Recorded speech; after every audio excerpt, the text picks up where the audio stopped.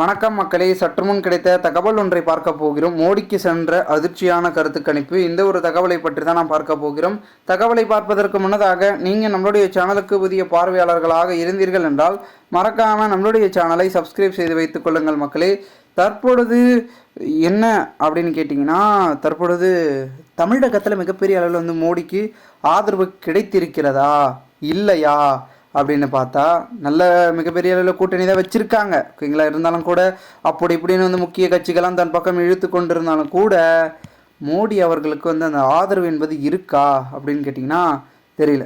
ஏன்னா மிகப்பெரிய அளவில் பார்த்திங்கன்னா பேசும் பொருளாக பார்த்திங்கன்னா மாறி இருக்கிறது நம்மளுடைய பிரதமர் மோடி. அவரே சொல்கிறாருங்களே மிகப்பெரிய அளவில். இப்போ எங்கே இருக்கார் அவர்? கன்னியாகுமரியில். அதாவது என்ன பண்ணிகிட்ருக்காருன்றது உங்களுக்கு தெரியும், ஓகேங்களா.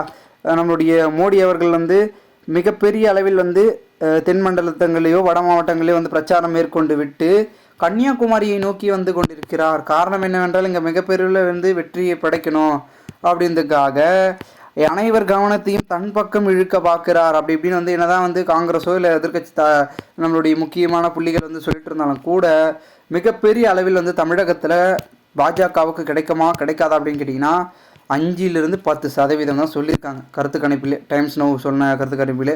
அப்போ பார்த்துக்குங்க, பாஜக அந்த அளவுக்கு வளர்ந்து விட்டதா? வளர்ந்து விட்டது பாஜக, 2வது இடத்தை பிடிக்க போகிறோம் கண்டிப்பாக அப்படி இப்படின்னு அண்ணாமலை சொல்லிட்டு இருந்தாலும் கூட அதற்கான வாய்ப்பு இருக்கான்னு பார்க்கணும். அதற்கு முன்னதாகவே பார்த்திங்கன்னா அவர் சொல்லி கொண்டிருக்கிறார்.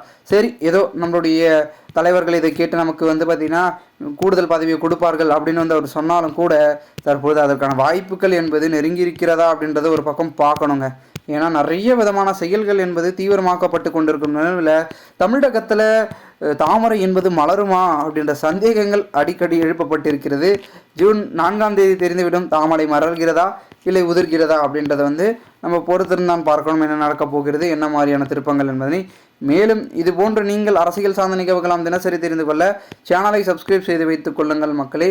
நாம் அடுத்தடுத்த வீடியோவில் சந்திக்கலாம். அதுவரை உங்களிடமிருந்து விடைபெறுகிறேன். நன்றி, வணக்கம் மக்களே.